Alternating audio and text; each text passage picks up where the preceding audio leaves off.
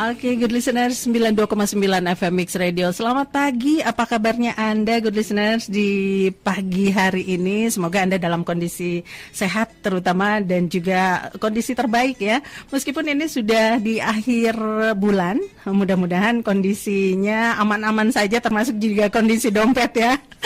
Oke, dan pagi hari ini kembali kita akan adakan Radio Talk. Kita akan ngobrol bersama narasumber dari Komisi 2 DPRD Kota Cimahi, dan telah hadir di studio pagi hari ini Pak Robin Sihombing SIP sebagai anggota Komisi 2 DPRD Kota Cimahi. Selamat pagi Pak Robin. Selamat pagi. Ya, apa kabarnya Pak? Alhamdulillah. Bapaknya kayaknya segar terus semangat ya, jadi saya kebawa semangat nih. Siap. Amin, amin, amin. Oke, meskipun mungkin di akhir tahun atau di akhir bulan ini pekerjaan lagi numpuk-numpuknya nih Pak kayaknya. Iya, betul sekali, Teh Arin. Jadi di samping ini merupakan akhir tahun, juga ketemu dengan jadwal bahwa kita bersama pemerintah Kota Cimahi harus segera menyelesaikan pembahasan APBD untuk tahun 2026. Nah, PR ya ini buat Komisi 2 terutama PR. ya. Karena Komisi 2 ini membidangi perekonomian, sumber daya alam dan juga keuangan ya. Betul. Nah, jadi lagi sibuk-sibuknya Pak Robin. Sibuk-sibuknya. Pak, boleh sebelum kita lanjut ngobrol ya, boleh diceritakan nggak sih Pak, ini sudah kali keberapa Bapak jadi anggota Dewan Pak? Siap. Alhamdulillah, jadi saya itu saat ini menjalani periode yang keempat. Wah, udah jadi kuncen dong Pak. Ya, DPRD. ya seperti itulah. Mungkin sudah banyak juga yang sudah tidak asing lagi gitu. Udah nggak asing namanya. Ya, karena sejak tahun 2009 saya sudah mendapatkan amanah dari masyarakat Kota Cimahi, dalam hal ini dalam hal ini Dapil 4. Dapil 4. Di mana saja itu Dapil 4? Jadi Dapil 4 itu meliputi 3 kelurahan, kelurahan utama, kelurahan Lewi Gajah, dan kelurahan Cibeber. Oh, semuanya di Cimahi Selatan ya Pak? Iya, di kebetulan Cimahi itu Selatan. tempat saya tinggal. Oh, kebetulan. Berarti ketemu sama tetangga ini. Iya, Ya? ketemu kita bertetangga ya. Oke, nah ini Pak, kalau misalnya Bapak kan sudah 4 kali ya dipercaya, dikasih amanah oleh warga Kota Cimahi. Ini apa sih yang bikin Bapak tertarik gitu ya, dan kayaknya panggilan Bapak untuk bisa jadi anggota Dewan itu kenapa sih Pak? Iya, sebenarnya panjang ya. Memang berawal dari saya dulu itu aktivis, Teh Arin. Iya. Jadi pada saat saya menjalani aktivitas saya sebagai aktivis, saya melihat ada beberapa hal yang mungkin sebagai ekstra parlemen saya bisa perjuangkan dengan cara-cara, dengan tupoksi aktivis tadi. Tetapi ada beberapa juga yang sangat prinsipil yang tidak akan mungkin saya bisa perjuangkan selama saya tidak masuk ke dalam sistem. Dalam hal ini masuk ke dalam sistem sebagai anggota DPR. Seperti itu. Oh gitu ya, jadi panggilan jiwa itu Maya Pak. Panggilan jiwa. Iya, karena diawali dengan Bapak sebagai aktivis, kemudian juga kayaknya kalau berjuang dari luar itu agak sulit, jadi Bapak harus berjuang dari dalam ya, dari dalam sistem atau menjadi anggota Dewan. Karena memang begini Teh Airin, sedikit ya saya tambahkan ya. Memang sistem ketatanegaraan di kita itu mengatur hal seperti itu. Jadi kita sebagai stakeholder, sebagai masyarakat itu punya hak dan punya cara tersendiri yang diatur oleh konstitusi bagaimana menyampaikan aspirasi masyarakat. Tetapi konstitusi juga mengatur gitu loh, bahwa pemerintahan itu memang sudah diatur bagian-bagiannya gitu loh. Jadi pemerintahan itu kan ada eksekutif, ada legislatif. Seperti itu Teh. Jadi dengan menyadari kondisi sistem ketatanegaraan di kita yang seperti itu, ya kalau kita ingin gitu loh, bisa menyuarakan, bisa memperjuangkan persoalan-persoalan yang ada di masyarakat kita, ya kita harus mau, suka nggak suka harus masuk ke dalam sistem itu sendiri. Ya, betul. Demikian Teh Arin. Iya betul. Nah ini jadi Kalau tadi Bapak sempat cerita sebelumnya Bapak aktivis ya, kemudian akhirnya masuk jadi anggota dewan. Ada perbedaan yang signifikan nggak Pak antara sebelum menjadi anggota dewan dan setelah menjadi anggota dewan? Sangat ada, sangat ada. Jadi kalau kita itu cara berjuangnya itu mindsetnya itu pasti harus berubah.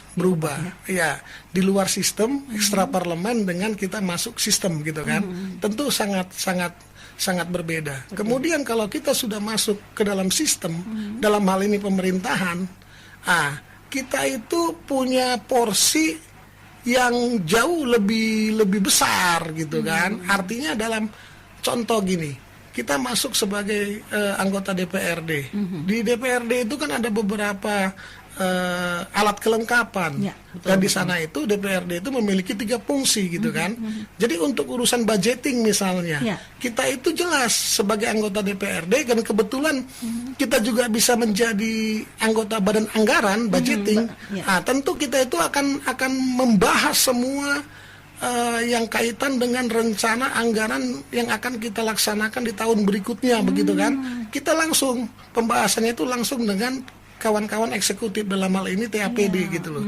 Jadi posisinya itu setara gitu loh. Setara seperti itu. Iya, betul. Dalam menyusun APBD yang kebetulan di akhir tahun ini juga sedang digodok ya, sedang disiapkan untuk tahun 2026. Ini DPRD sepertinya punya peran penting juga karena anggota dewan itu mau tidak mau membawa aspirasi dari masyarakat. Nah, ini gimana Pak? Bapak sebagai anggota Komisi 2 ya, memastikan bahwa APBD di Kota Cimahi ini selaras dengan kebutuhan pembangunan kota dan juga kesejahteraan buat masyarakat Kota Cimahi. Jadi gini Teh, sebenarnya kalau peran komisi di anggaran itu tidak terlalu tidak terlalu signifikan. Karena peran komisi itu hanya sebatas controlling, perencanaan dalam hal pembahasan APBD. Yang berperan itu kalau di DPRD itu Banggar, badan anggaran atau budgeting. Jadi sebenarnya ya karena saya berasal dari Komisi 2, tentu saya akan menyuarakan hal-hal yang sering kita temukan, persoalan-persoalan yang ada di Komisi 2. Dalam hal ini kan Komisi 2 itu berbicara tentang perekonomian dan keuangan. Betul. Jadi kita dalam pembahasan pelaksanaan APBD itu, Komisi 2 itu akan mengawal, mengawasi gitu loh pelaksanaan apa yang telah diputuskan oleh Badan Anggaran dan TAPD. Jadi kalau terkait dengan pembahasan yang berperan itu terkait dengan APBD itu ya Badan Anggaran. Tapi kan tidak semua anggota komisi itu secara otomatis masuk ke Badan Anggaran. Itu ditentukan oleh ada aturan yang mengatur, kemudian delegasi daripada fraksi masing-masing. Demikian, Teh Arin. Ya. Jadi ini mengemban amanahnya 2 kali, udah dari rakyat juga, dari masyarakat juga mengemban amanah untuk mewakili aspirasi, kemudian dari DPRD-nya sendiri juga dari Komisi 2 terutama ya. Juga punya tugas sendiri ya. Betul. Ada, dan salah satunya mengawasi kerjanya ini ya, pembuatan APBD ya. Betul. Nah, ini kalau membuat APBD ini kan sangat luar biasa, penuh pertimbangan ya sepertinya ya Pak. Nah, ini kalau mungkin dari pembuatan APBD, karena Bapak sudah 4 periode nih ya, mungkin bisa menjabarkan dalam bentuk pengawasan dari DPRD ini ada nggak indikator keberhasilan untuk APBD Kota Cimahi yang efektif dan juga yang mewakili kepentingan masyarakat itu, yang gimana indikatornya?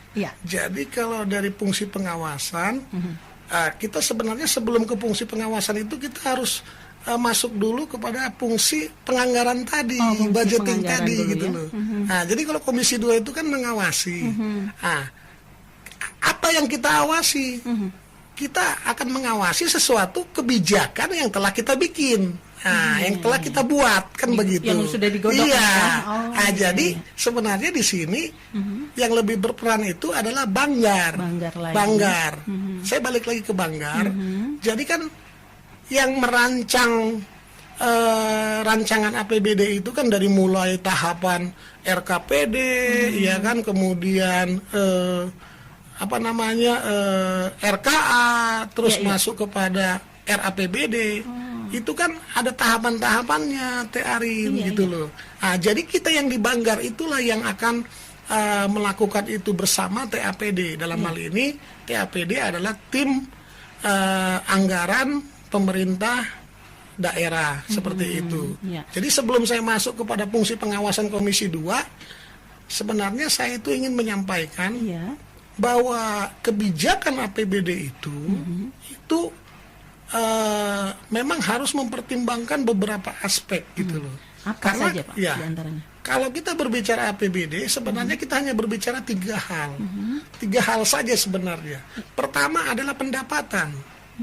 Pendapatan ini kan ibaratnya kalau kita di rumah tangga itu kan, kita mau pengen belanja apa, mau makan apa hari ini, kemudian kita anak-anak itu mau sekolah, mau beli apa dan segala macam itu kan harus tahu dulu sumber pendapatannya itu berapa, gitu kan. Nah, sama dengan APBD.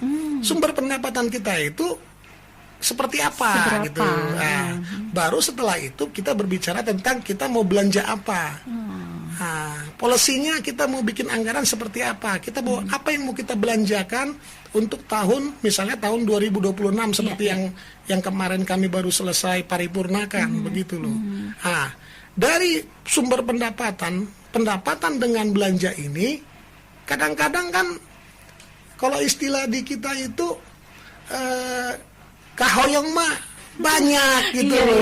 Betul. Tapi kemampuan seadanya, gitu loh. Nah, jadi kalau misalnya pendapatan kita itu lebih kecil daripada rencana belanja kita, tentu kan kita ini harus berpikir bagaimana caranya untuk meningkatkan pendapatan yang kurang tadi, kemudian bagaimana caranya kita mengefisiensikan belanja tadi, gitu loh.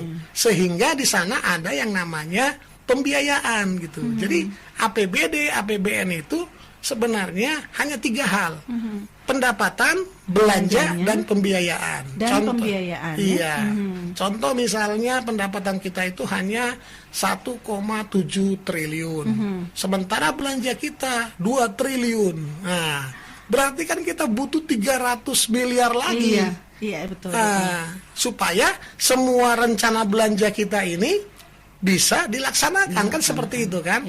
Nah, dalam hal ini kalau misalnya kita sudah memaksimalkan pendapatan itu bisa naik, misalnya contoh dari 1,7 itu bagaimana caranya kita ngejar 2 triliun kan, gitu kan. Mungkin kita akan berupaya untuk mencoba meningkatkan atau optimalisasi terhadap pendapatan asli daerah. PAD ya. Pendapatan asli daerah itu kan ada beberapa hal. Salah satunya pajak daerah, retribusi daerah, pendapatan asli daerah lain-lainnya yang sah dan segala macam. Artinya dari sana bisa nggak kita naikin lagi? Oh, ternyata dari 1,7 itu PAD kita itu baru 500 miliar. Gimana ini? Bisa nggak kita meningkatkan dari 500 miliar agar bisa mendekati ke arah 2 triliun, gitu kan? Kita coba bahas dengan kawan-kawan TAPD. Kita coba bahas dengan kawan-kawan TAPD. Dari pendapatan asli daerah ini sudah optimal belum? Apa yang dilakukan kawan-kawan terkait dengan PAD tadi? Biasanya ada yang namanya intensifikasi pendapatan dan ekstensifikasi pendapatan. Dari intensifikasinya seperti apa? Ada nggak loss potensi? Ada nggak kebocoran-kebocoran? Kemudian sudah maksimal nggak? Sistem yang dibuat itu sudah sudah bisa akuntabel belum dan segala macam. Ternyata setelah kita membahas itu, misalnya itu ya, ada yang bisa ditingkatkan. Dapatlah misalnya 200 miliar misalnya kan. Berarti kan pendapatan kita dari 1,7 bisa menjadi 1,9. Itu baru dari PAD. Kan begitu kan? Udah mentok nih. Udah mentok ini dari PAD-nya. Tapi lumayan kan dapat 200 miliar gitu kan. 100 miliarnya lagi dari mana gitu kan. Karena sudah mentok, akhirnya kita bicara pembiayaan. Nah, pembiayaan itu ada beberapa unsur juga. Salah satunya silpa tahun berjalan. Jadi ibaratnya setiap kita belanja itu kan kadang-kadang kan ada program, ada kegiatan yang tidak terlaksana gitu kan. Iya. Nah, dari silpa itu gimana? Oh, ternyata silpanya kecil. Misalnya hanya ada silpanya 50 miliar. Ini contoh ya, contoh aja. Iya. Supaya bisa saya coba menggambarkan gitu kan. Skemanya seperti apa. Nah, ternyata hanya ada 50 miliar gitu dari silpanya. Waduh, berarti baru 1,95 triliun ya kan? Masih kurang ini 50 gitu kan? Iya. Nah, ada beberapa opsi yang bisa kita lakukan gitu loh. Ada beberapa opsi yang bisa kita lakukan.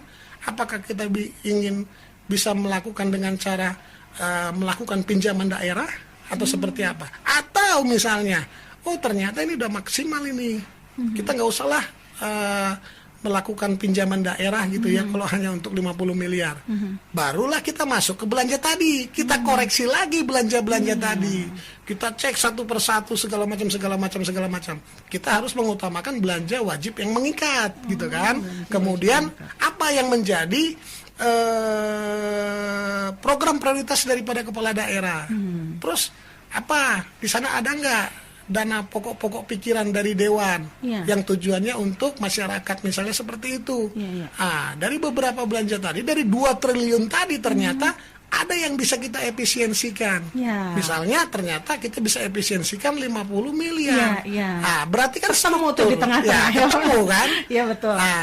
Jadi itu yang kita lakukan. Makanya kadang-kadang kalau zaman saya dulu tahun 2010, 2011, 2012 bahkan dilanjutkan juga pada tahun periode kedua saya, kita tuh rapat itu sampai jam 3 subuh, Teh Arin. Iya. Sampai jam untuk 3 membahas subuh. ini ya. Untuk membahas itu karena harus klop.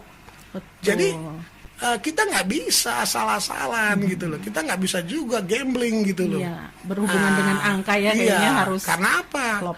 Ini menyangkut masalah APBD, uang negara, dan ini menyangkut masalah masyarakat kita gitu loh. Jadi memang dari sisi beban ya memang di alat kelengkapan daerah, alat kelengkapan dewan yang ada itu yang paling berat itu di Banggar. Demikian betul. Mungkin Teh Arin. Iya, aduh ternyata penetapan APBD itu tidak semudah yang kalau masyarakat awam ya seperti saya kayaknya tinggal hitung-hitung gitu ya, kayak ibu rumah tangga tuh ya, hitung kebutuhannya berapa, pendapatan kita berapa biar nggak lebih besar pasak daripada tiang. Betul. Nah, ternyata nggak semudah itu. Dan begitu. ini kalau misalnya penetapan APBD sekali lagi juga karena tujuannya semua kegiatan ya yang ada di DPRD termasuk di pemerintahan ya, DPRD dan juga pemerintah Kota Cimahi ini tujuannya pasti ujung-ujungnya untuk kesejahteraan masyarakat. Nah, ini kalau tentang aspirasi dari masyarakat, apakah bisa mempengaruhi misalnya usulan atau aspirasi dari masyarakat bisa mempengaruhi penetapan APBD kah atau memang ada mekanismenya, ada tahapan-tahapannya di mana aspirasi bisa didengar, kemudian digodok dan juga bisa jadi masukan pas penetapan APBD? Ya, menarik ini pertanyaan Teh Arin. Jadi dalam perencanaan itu ada tiga cara atau tiga metodologi yang bisa dilakukan. Jadi perencanaan itu bisa dilakukan dengan cara teknokratis gitu kan, bisa dilakukan dengan cara artinya adalah partisipatif gitu kan, bisa dilakukan juga dengan cara pendekatan birokratif gitu kan. Jadi dari 3 pendekatan itu bisa masuk kemana kira-kira aspirasi masyarakat itu. Misalnya contoh dari pendekatan teknokratif gitu kan, itu kan awalnya itu dari RPJMD. RPJMD itu kan adalah rencana pembangunan jangka menengah daerah. RPJMD itu berasal dari mana sih? RPJMD itu berasal dari visi misi calon kepala daerah yang terpilih. Itu kita perdakan. Dari RPJMD itu kawan-kawan nanti menyusunlah yang namanya RKPD, Rencana Kerja Pemerintah Daerah Tahunan. Oh, iya, Nah, iya. kemudian akan ada yang namanya pendekatan partisipatif tadi. Nah, pendekatan partisipatif itulah yang biasanya dilakukan oleh kawan-kawan masyarakat, dari mulai RW, dari mulai kawan-kawan misalnya ormas, dari mulai kawan-kawan ya masyarakat pada umumnya. Mereka mengikuti yang namanya musrembang. Nah, musrembang ya, Kan seperti ya, itu. kelurahan. Kemudian dari tingkat pendekatan secara politis juga itu bisa dilakukan. Kepala daerah kan pejabat politis juga. Betul. Dewan juga pejabat politis juga. Artinya Dewan juga kan ada agenda reses. Ya, betul. Untuk Agenda reses ya kan. Nah, dari hasil reses-reses itu menjadi yang namanya aspirasi yang masuk ke dalam pelaksanaan reses itu menjadi yang namanya pokok-pokok pikiran gitu kan. pikir ya. Jadi masyarakat itu bisa masuk dari beberapa pintu, Ya. dari beberapa pendekatan. Betul. Yang namanya tadi politis dan partisipatif. Nah, gitu. Ya, ya. Kalau mereka itu misalnya punya wakil seperti anggota dewan yang bisa amanah misalnya Ya, ya. gitu ya, yang bisa memperjuangkan, bisa mereka menitipkannya lewat reses tadi. Ya, ya. Kalau mereka itu misalnya nggak punya siapa-siapa atau bagaimana, mereka akan berjuang dari sisi pendekatan musrembang tadi, partisipatif tadi. Ya. Jadi apapun itu bisa ada pintu-pintunya, maksud saya seperti Iya, itu iya, teh. betul. Nah, tinggal bagaimana mereka itu piawai nggak, mampu nggak gitu loh. Nah, Iya. seperti itu. Jadi menarik. Kadang-kadang kita itu membahas KUA PPAS itu, kita itu kadang-kadang ya terjadi sedikit perbedaan pendapat dengan kawan-kawan TAPD gitu kan. Kita kan pasti akan memperjuangkan Iya. aspirasi yang melalui kita dong, yang melalui reses dong. Reses, ya, Karena betul. apa? Karena itu kan yang langsung disampaikan oleh masyarakat kepada kita. Dan kita bisa bertanggungjawabkan. Ya. Artinya kita kan nggak pernah ikut-ikutan gitu loh. Misalnya Iya. nih, saya punya pokok-pokok pikiran nih, hasil dari beberapa kali reses saya. Iya. Nah, terkait dengan sudah masuk ke dalam APBD, kemudian dalam pelaksanaannya, kan kita dewan itu nggak ikut-ikutan gitu loh. Iya, Nggak betul. kita ikut-ikutan dalam artian misalnya kita ikut-ikutan main proyeknya, terus siapa yang akan melaksanakannya kita ikut intervensi, kan nggak seperti itu. Iya. Dewan Cimahi itu sebenarnya adalah anggota dewan terbaik yang ada di Republik ini sebenarnya, kalau iya, saya iya. ingin menyampaikannya. Sempat tuh di media sosial juga Iya, dapat pujian loh. karena memang nggak pernah Anggota dewannya iya, Cimahi. karena Dewan Cimahi itu tidak pernah berpikiran seperti itu Iya, gitu loh. Ingin ikut-ikutan ya. ikut-ikutan, ingin menentukan pihak ketiganya, Ya. terus ingin bermain, ingin mendapatkan sesuatu. Kita enggak. Cimahi itu tidak pernah. Jadi yang penting kita itu perjuangkan dulu itu program aspirasi itu masuk, kemudian dalam pelaksanaannya kita mengawasi aja. Iya, Itu iya. tadi fungsi komisi. Oh, iya. Jangan malah ikut-ikutan bermain proyek gitu loh. Kenapa? Yang namanya filosofi Undang-Undang 17 tahun 2003 itu adalah Rp1 pun uang negara wajib dipertanggungjawabkan. Rp1. Jangankan Rp1.000, Rp1 pun wajib dipertanggungjawabkan. Makanya kita itu kan akan setiap tahun itu diperiksa oleh BPK. Iya, betul. Kadang-kadang ada temuan dan segala macam. Diaudit Ya seperti ya, Pak. itulah, diaudit gitu loh. Iya. Jadi di sini saya hanya ingin menyampaikan kepada masyarakat gitu loh. Ya sedikit himbauan, makanya coba masyarakat itu harus jeli lah. Ya. Harus jeli memilih wakil mereka yang nantinya akan memperjuangkan aspirasi. aspirasi mereka. Jadi jangan istilahnya memilih kucing dalam karung Iya, gitu loh. asal. Asal Iya. gitu loh. Kenapa? Karena ini sangat menentukan teh. Ternyata. Ya gimana kalau kita memilih misalnya tidak amanah atau misalnya tidak punya kemampuan. Ini saya bicara Iya. secara umum ya. betul. Karena secara praktek dan secara teorinya memang seperti itu. Kan saya udah 4 periode. Iya, iya. Jadi saya tahu persis Iya. gitu loh. Nah, ini mungkin buat bekal juga ya untuk Iya, pendengarnya betul. Mix Radio yang Betul. mungkin sedang menjajaki ingin jadi anggota dewan nih, dikasih masukan-masukan yang waduh luar biasa. Nanti saya siap lah ngasih ininya jadi mentornya. Gitu. Oke. Nah, sebelum kita jeda, ada satu pertanyaan yang boleh saya sampaikan ya. Ini dari masyarakat Kota Cimahi nih. Yang pertama ada dari Pak Dwi katanya ya Pak. Siap. Pagi Pak Robin katanya. Sepertinya kenal nih ya, curiga nih. Pagi Pak Dwi. Terkait potensi investasi di Cimahi ini kelihatannya belum optimal ya Pak katanya. Bagaimana sih Komisi 2 mengarahkan alokasi anggaran biar mampu menciptakan iklim investasi yang lebih menarik tanpa mengorbankan kepentingan masyarakat kecil? Karena sepertinya membandingkan Cimahi dengan kota tetangga ya, yang katanya iklim investasinya lebih baik. Gimana Pak? Ya. Luar biasa ya Pak Dwi, ya ini pertanyaan yang sangat luar biasa karena investasi itu adalah salah satu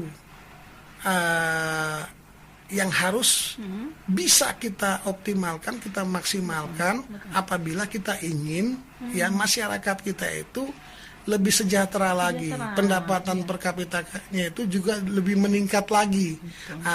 Apa sih persoalan investasi di Kota Cimahi? Kenapa? Kadang-kadang banyak itu masukan-masukan kawan-kawan pengusaha-pengusaha itu kalau berbicara Cimahi, mau investasi di Cimahi, mereka belum apa-apa sudah rada berhitung gitu kan. Pertama yang ingin saya sampaikan adalah kami dari Komisi 2 itu sudah mendorong kepada kawan-kawan SKPD.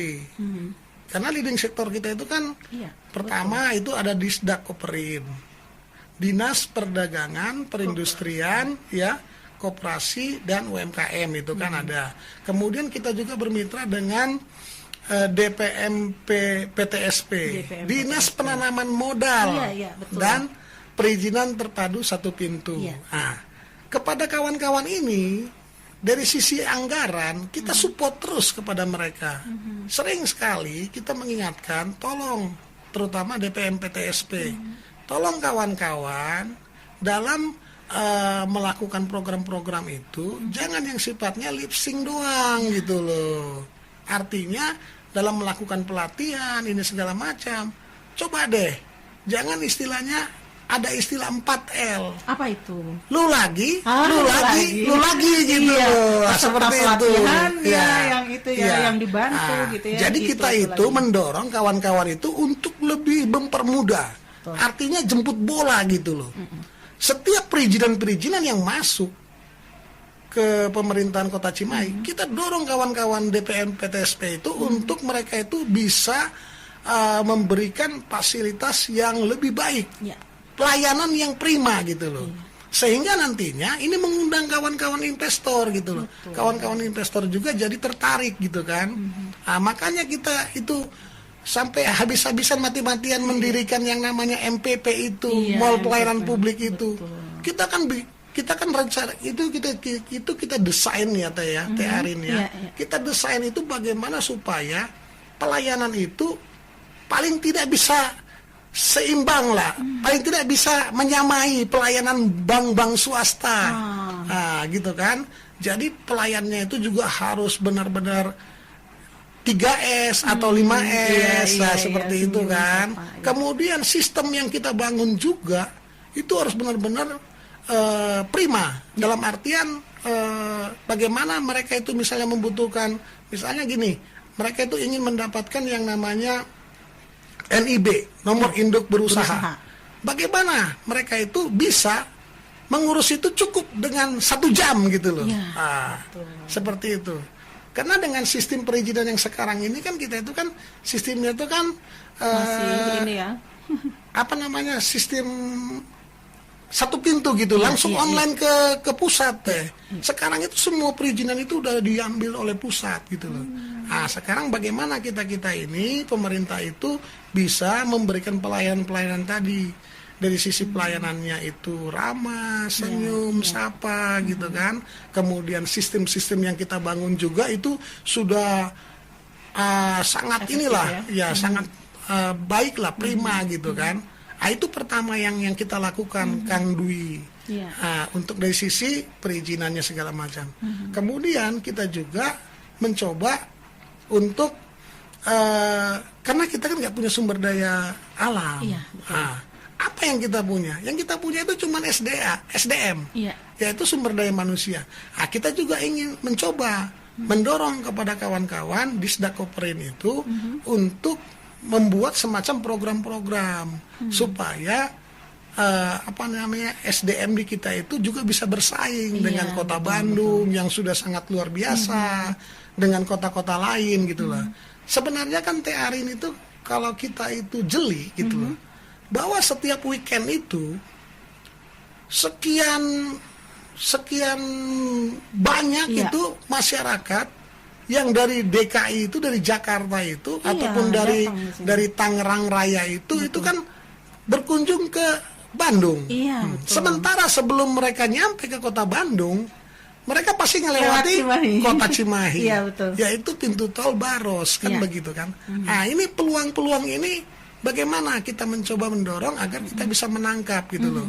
Makanya kita itu kemarin itu mendirikan yang namanya Teknopark, kemudian kita juga punya BITC gitu kan. Tujuannya ke sana, bagaimana supaya investor itu merasa tertarik lah. Kalau kita berbicara kita itu ingin bersaing dengan kota Bandung itu kan sulit. Tapi apa yang bisa kita lakukan? Terutama di Komisi 2 itu berpikirnya itu supaya investor itu mau masuk gitu loh. Kadang-kadang kan ada bahasa-bahasa yang sedikit nyeleneh gitu ya. Liar kayak ke Cimahi mah mau berinvestasi mah belum apa-apa sudah ribet, sudah banyak ini segala macam. Itu yang rencananya mau kita hilangkan, tapi pelayanan yang kita berikan juga kita tingkatkan bagaimana supaya lebih prima lagi. Sehingga mudah-mudahan investor juga mulai tertarik dan mau masuk ke kota Cimahi. Demikian Kang Dwi. Iya, mudah-mudahan bisa menjawab ya untuk Kang Dwi yang tadi menanyakan gimana katanya biar iklim investasi di kota Cimahi ini harum ya, jadi menarik untuk para investor. Oke, nanti kita akan lanjut kembali perbincangan kita di sesi selanjutnya, tapi sebelumnya kita simak dulu yang satu ini dan jangan lupa untuk Anda yang masih punya pertanyaan-pertanyaan untuk Pak Robin dan juga sebagai anggota Dewan. Kang Robin aja. Kang Robin udah menyundak ya. Kayaknya nggak enak ya masa Bang Robin ya. Kang Robin dong, karena udah lama nih, udah 4 periode jadi anggota Dewan di Kota Cimahi. Nah, silakan Anda sampaikan di 085161280929 dan sebelumnya kita simak dulu yang satu ini. Oke, good listener, 92,9 FM Mix Radio, Rizky Febian dengan penantian berharga. Kayaknya kita udah nunggu-nunggu juga kapan ya bisa ngobrol sama Pak Robin, karena sebelumnya juga pernah ya mampir ke sini dan juga menyapa good listener semua ya. Nah, kali ini kita akan lanjut ngobrol dengan Pak Robin Sihombing SIP sebagai anggota Komisi 2 DPRD Kota Cimahi. Tadi menarik ya, sempat dibahas tentang penganggaran melalui APBD, menggodok APBD Kota Cimahi yang tentunya ujung-ujungnya kembali untuk kesejahteraan masyarakat Kota Cimahi ya. Nah, ini ada penanya yang juga ingin bertanya secara langsung nih ke Pak Robin, katanya ingin dianerkan, boleh ya? Kita sambungkan. Oke, halo. Halo, Assalamualaikum. Waalaikumsalam. Selamat pagi. Aduh, jangan lemas atuh. Pak Robinnya ini semangat banget nih, Bu. Aduh, selamat pagi Pak Robin. Iya, selamat pagi. Iya. Ibu. Alhamdulillah. Ibu siapa, di mana? Pak Robin pilih apal. Oh iya, perkenalkan diriku, namanya Ibu Neneng dari Cipageran. Oh, Ibu Neneng dari Cipageran. Gimana Bu Neneng? Mau tanya apa ke Pak Robin nih, mumpung ada di studionya Mix Radio? Iya nih. Banyak yang mau ditanyakan ke Pak Robin. Selamat pagi Pak Robin. Ini Bu Neneng mau nanya Pak. Terkait dengan komisi yang Bapak tangani sekarang, Komisi 2 ya Pak ya, itu berbicara tentang perekonomian. Salah satunya ya. Iya, salah satunya. Nah, cuman yang jadi bahan pemikiran saya ini digabungkan dengan kegiatan MBG dan Koperasi Merah Putih ya Pak ya. Nah, yang ingin saya tanyakan itu adalah ini peran UMKM. Kita tahu UMKM itu, para pelaku UMKM itu benar-benar pendorong perekonomian rakyat loh ya. Betul. Nah, cuman yang ingin saya tanyakan di sini, bagaimana menurut Bapak atau apa yang bisa kita lakukan agar para pelaku UMKM ini bisa berkontribusi terhadap kegiatan MBG. Kan MBG itu ada snack-snacknya ya. Nah, para pengusaha misalnya dia punya produk apa, masuk dong, minimal kan UMKM tahu mau kemana nih pemasarannya, tidak harus jauh-jauh gitu. Jadi setiap pintu atau setiap dapur umum itu dia harus mau menerima produk UMKM yang ada di sekitarnya gitu loh. Itu salah satu cara untuk memajukan UMKM kita. Yang pertama itu ya Pak Robin. Kemudian yang kedua adalah yang ingin saya tanyakan berkaitan dengan antara UMKM dengan Koperasi Merah Putih. Nah, bagaimana caranya supaya para pelaku UMKM ini bisa memiliki atau menerima manfaat dari kegiatan dari Koperasi Merah Putih yang ada di setiap kelurahan itu. Itu loh, jadi saya ingin mengangkat UMKM Pak dikaitkan dengan MBG dan Koperasi Merah Putih. Itu aja mungkin Teh Aris. Bu Neneng. Boleh itu saja dulu ya, kita jawab satu-satu boleh? Siap, boleh. Aku dengan senang hati. Oke, ditutup Mbak Rin. Iya, dengarkan di radio ya jawabannya. Waalaikumsalam warahmatullahi wabarakatuh. Hatur nuhun Bu Neneng. Ini katanya keterkaitan UMKM dengan MBG dan juga Koperasi Merah Putih. Gimana Pak? Hatur nuhun Teh Neneng, luar biasa pertanyaannya ya. Jadi kalau kita berbicara UMKM ini kan betul, UMKM itu adalah pendongkrak ya. Karena bagaimanapun juga suatu daerah atau perekonomian yang ada di kita itu harus bangkit itu dari mulai UMKM. Saya sangat setuju itu. Nah, bagaimana dikaitkan dengan MBG? Ini kan MBG ini program daripada Bapak kita Presiden Prabowo. Artinya memang ini adalah program yang masih baru bisa dilaksanakan. Sehingga bagaimana caranya program MBG ini nantinya itu bisa memiliki multi efek player terhadap perekonomian yang ada di daerah masing-masing. Sebenarnya kan tujuan awalnya itu kan MBG itu adalah bagaimana memberdayakan warung-warung kecil UMKM sehingga nantinya itu produk-produk mereka itu bisa langsung konsumsi disalurkan. Awalnya kan seperti itu. Namun dalam hal ini perjalanannya sedikit rada-rada keluar nih dari jalur yang awal itu, sehingga Badan Gizi Nasional itu atau dari pusat itu membuat semacam kriteria bahwa SPPG ini harus memiliki yang namanya yayasan dulu gitu kan. Kemudian nanti setelah yayasan itu ada, secara fisiklinya itu satu SPPG itu untuk lahannya aja minimal harus 400 meter persegi dan segala macam. Sehingga ini membuat peluang-peluang kawan-kawan UMKM itu jadi sedikit rada mentok gitu loh. Dengan persyaratan-persyaratan itu gitu loh.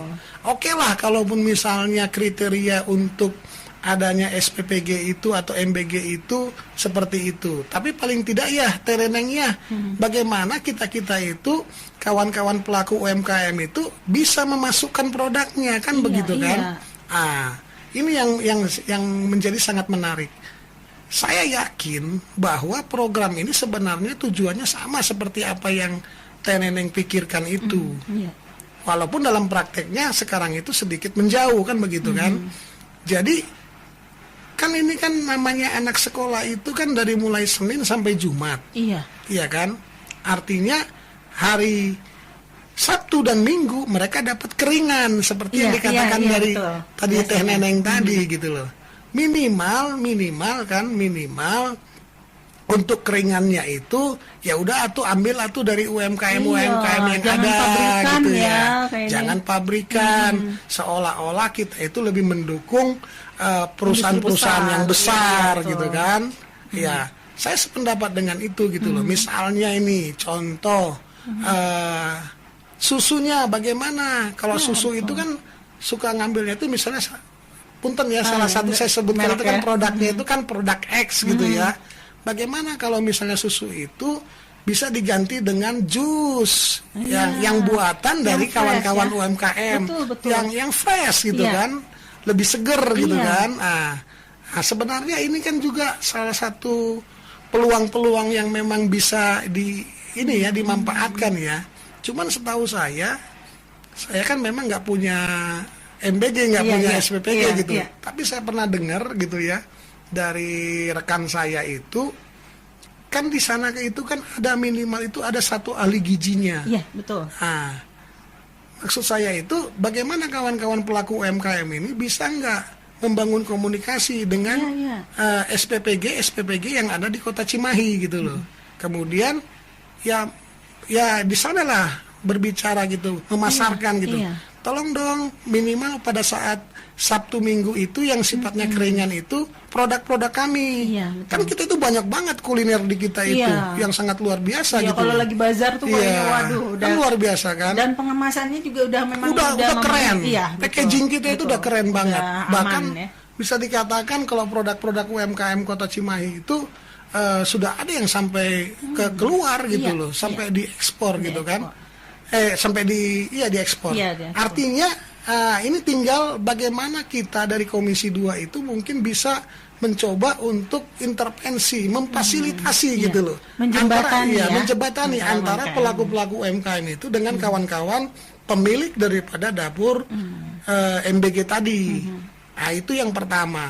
Terus kemudian yang kedua, pada saat kawan-kawan dapur-dapur ini menyiapkan makanan gitu kan, untuk yang weekday-nya dari mulai Senin sampai Jumat itu, kawan-kawan UMKM ini juga kalau bisa mah ikut dilibatkan gitu loh. Tapi kriteria atau standar gizinya itu tetap terpantau gitu loh. Mungkin langkah-langkah ini mungkin ya Teneneng yang mungkin akan bisa kita lakukan. Makanya kita juga kan belum mendapatkan data-data yang akurat gitu loh. Sebenarnya kebutuhan dapur SPPG ini atau MBG ini berapa di Kota Cimahi?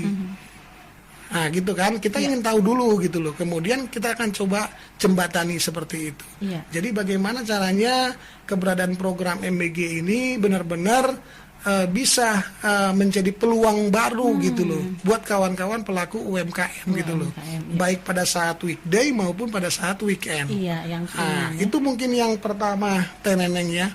Kemudian yang kedua dikaitkan dengan Koperasi Merah Putih KMP gitu kan. Saya kadang-kadang suka suka berpikir gitu loh. Jadi kalau kreativitas yang ada di Cimahi itu udah bagus, Teh Arin. Sebetulnya. Tapi kadang-kadang ada juga yang berpikirnya itu, dengar ini ada peluang ini, Koperasi Merah Putih. Terus dengar ada peluang minimal harus ada berapa jumlah kelurahan yang ada di daerah tersebut harus berdiri minimal segitu gitu kan. Ramelah kawan-kawan ini kan gitu kan.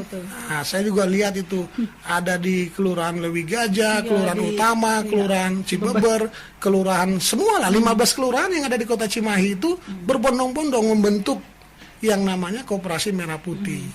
Iya kan? Pada saat mereka melakukan pembentukan, musyawarah segala macam. Tetapi pada saat itu yang terpilih itu malah kadang-kadang bukan orang-orang koperasi yang benar-benar memiliki integritas, profesionalisme dan segala macam gitu loh. Makanya sempat muncul istilah gini, saya mau mundur lagi lah, saya mau mundur lah jadi pengurus Koperasi Merah Putih katanya gitu kan.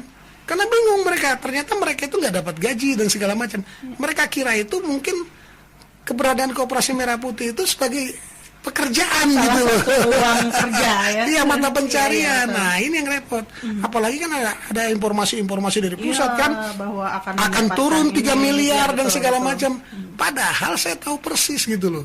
Karena koordinatornya itu kan koordinator Koperasi Merah Putih itu kan ketua umum saya. Oh. Zulkifli Hasan gitu loh. Iya. Nah, Dari PAN, jadi ya. ternyata banyak orang yang berpikir sudah kemana-mana dulu. Ini mohon maaf ya, mungkin ini saya mohon maaf, tapi nggak semua gitu loh, nggak semua. Adalah segelintir segala macam. Nah, yang sangat disayangkan itu adalah kenapa potensi-potensi kawan-kawan para pelaku koperasi yang sudah bagus dan Iya, segala betul. macam malah tidak terrekrut gitu Iya, loh, iya. tidak masuk gitu Tidak loh, dilibatkan, tidak terlibatkan ya. gitu kan. Iya. Ah, itu juga menjadi kendala. Padahal banyak ya potensi, ya. Banyak sekali. Terus terakhir itu ada Kepres nomor berapa saya lupa lagi, itu mengatur bahwa daerah kabupaten kota itu wajib menyediakan lahan untuk berdirinya Koperasi Merah Putih tadi. Kalau nggak salah itu luasannya itu berapa ya? Sekitar 5.000 apa 10.000 satu itu. Nah, artinya koperasi itu bukan cuma dibentuk untuk tukcing tadi gitu loh, Iya, iya. bukan, tapi dibentuk tapi langsung bisa beroperasi gitu loh. iya, iya. Nah, jadi koperasi itu harus punya tempat gitu, punya lahan. Kayak Ah. harus punya kantor gitu ya. Ya punya gerai lah, Iya, minimal punya gerai, gerai gitu iya. kan. Kan nanti kan koperasi itu Iya. kan menjadi sumber.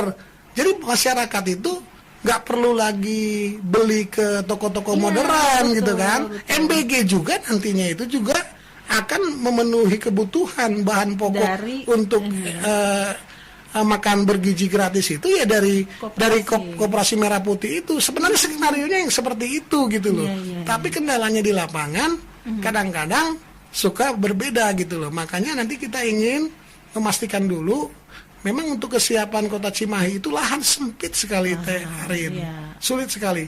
Kemarin itu dari Bu Sekda itu menyampaikan berapa ya? Minimal untuk Koperasi Merah Putih itu harus punya lahan itu Seluas apa? sekitar 10.000 Wow. 1 hektar atau gimana lah gitu. Iya. Sementara kita Sangat ketahui sulit itu sangat kalau- sulit di Kota Cimahi. Di Kota Cimahi. Tapi saya setuju gitu loh. Jadi Koperasi Merah Putih itu bukan seperti KUD zaman dulu Iya, lagi. Kalau KUD zaman dulu itu kan ada istilahnya KUD itu ketua untung duluan gitu kan. Itu. Nah, ini kalau Koperasi Plesetannya. Merah Putih ini diharapkan benar-benar bisa menjadi tempat di mana masyarakat itu untuk memenuhi kebutuhan hidupnya dan tempat kawan-kawan UMKM itu bisa memasarkan produknya seperti Iya, yang disampaikan betul. tadi Teneneng tadi gitu kan. Iya. Tapi mudah-mudahan lah Teneneng ke depan nanti setelah kita itu memiliki lahan-lahan yang ada, nanti setelah lahan itu ada kita bangun sehingga nanti turun yang 3 miliar itu yang dari pusat itu. Ya mudah-mudahan di situ kawan-kawan pelaku UMKM yang ada seperti Teneneng tadi itu tentu jadi bisa memasarkan, nyimpan Iya. produknya di Produknya. gerai-gerai yang ada di Koperasi Merah Putih tersebut. Betul. Sehingga masyarakat juga nggak perlu susah-susah Iya, gitu loh. cari langsung ke satu Iya. tempat aja ya. Seperti itu Teh Arin ya Teh Neneng. Jadi memang ini suatu program yang sangat luar biasa.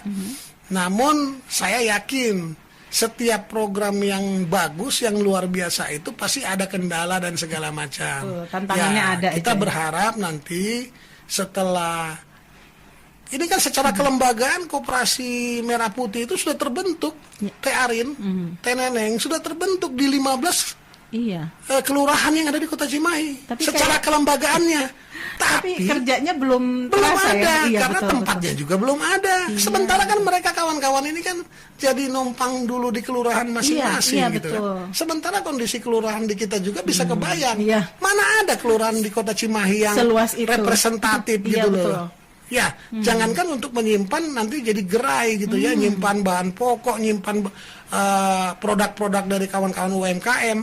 Kadang-kadang mereka rapat aja, untuk aula-aulanya itu bisa dikatakan ya seadanya lah gitu. Nah, di sini ini beberapa kendala. Jadi secara kelembagaan, walaupun di sana sini masih terjadi semacam apalah gitu ya, tapi ya udahlah. Kelembagaan sudah terbentuk, sekarang terkait dengan tempat, terkait dengan gudangnya atau gerainya gitu loh. Karena kan koperasi itu kan memasarkan. Iya. Harus jadi tempat ruang pamer ya. Iya, seperti harus bisa lebih besar, lebih lega dari toko-toko modern yang ada. Betul. Sekarang Alfamart, Indomaret segala macam juga kan bisa kita lihat kan, mereka itu bisa menata barang dagangannya itu secara gimana ya gitu ya, sehingga masyarakat itu berbelanja ke sana itu enak gitu, adem. Nah, ini Koperasi Merah Putih itu pun akan seperti itu, malah melebihin itu gitu loh, sehingga masyarakat itu untuk yang belanja juga nyaman gitu kan, terpenuhi kebutuhannya. Kemudian kawan-kawan UMKM ini bisa menyimpan di sana gitu loh, bisa menyimpan di Koperasi Merah Putih itu.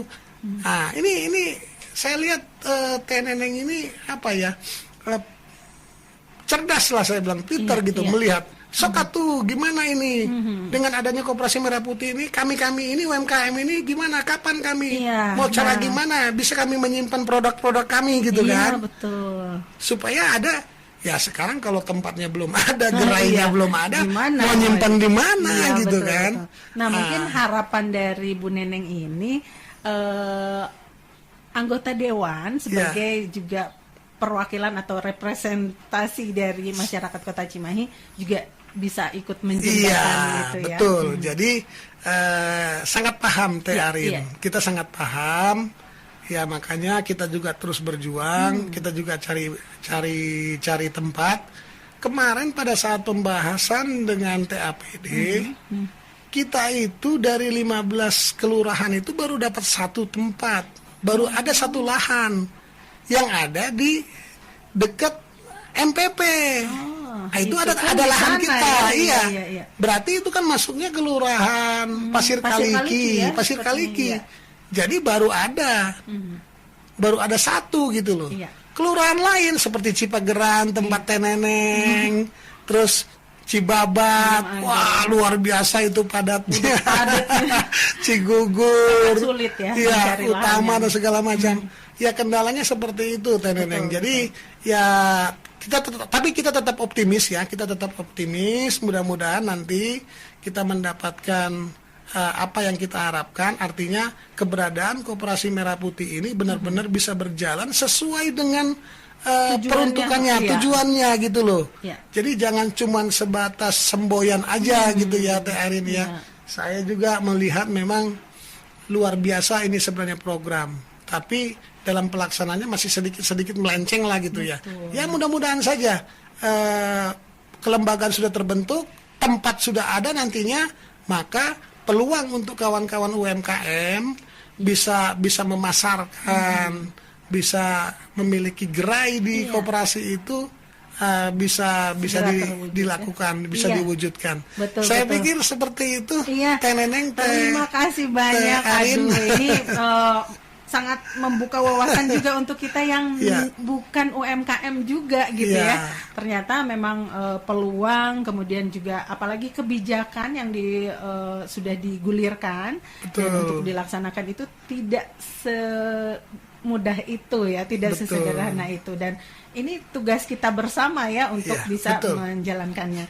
Oke, dan tidak terasa sepertinya kita harus mengakhiri dulu perbincangan kita di kali ini. Mudah-mudahan lain waktu bersedia untuk ngobrol lagi ya. Dengan senang hati. Iya, terima kasih banyak Pak. Nah, untuk menutup pertemuan kita dan juga perbincangan kita di kali ini, apa pesan yang mungkin ingin disampaikan oleh Pak Robin kepada masyarakat Kota Cimahi dan juga pemerintah Kota Cimahi yang sebagai mitranya DPRD ya, pemerintah Kota Cimahi dalam mewujudkan pembuatan dan juga pengelolaan APBD yang efektif dan juga pro rakyat nih di Kota Cimahi. Silakan.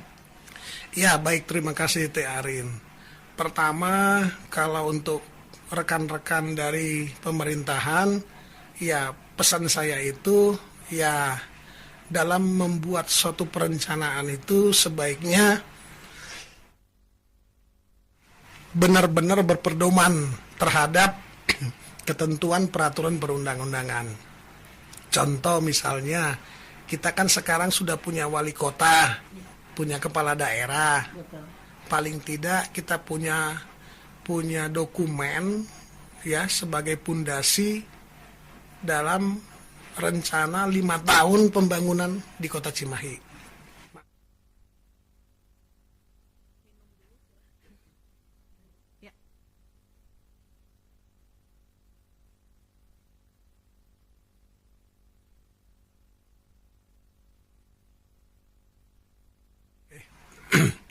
Aduh,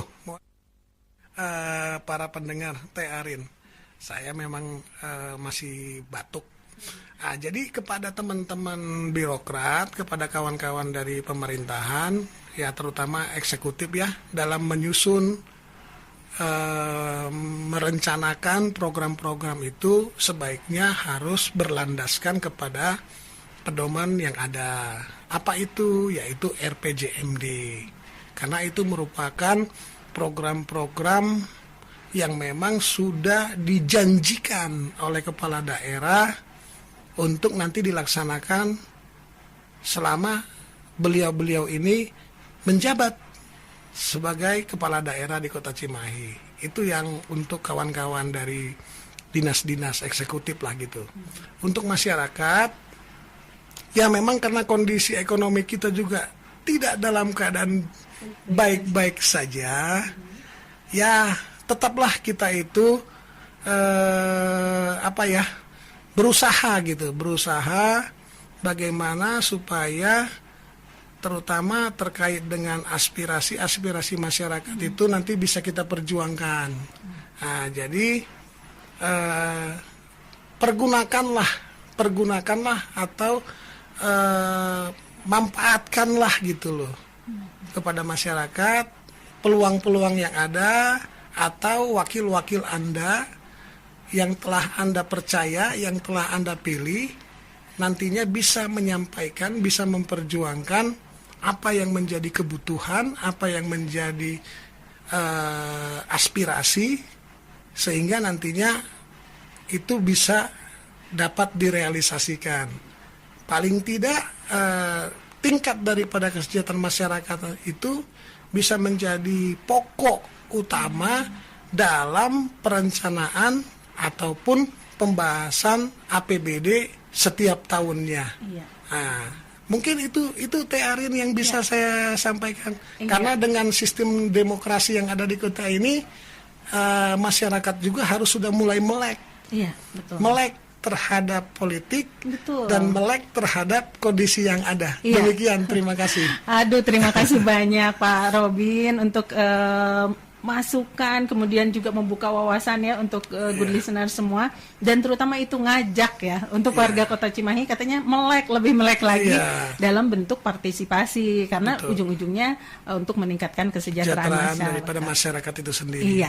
Untuk perbincangan kita kali ini sepertinya kita harus cukupkan sampai di sini. Lain waktu kita ngobrol lagi. Terima kasih atas kehadirannya di studio Pak Robin. Sami-sami Teh Arin. Dan terima kasih juga untuk Anda good listeners yang sudah berpartisipasi juga menyampaikan pertanyaan-pertanyaan, kemudian juga sudah menyimak perbincangan ini. Dan untuk kali ini saya cukupkan sampai di sini. Saya Arin Gasmara pamit dan sampai jumpa.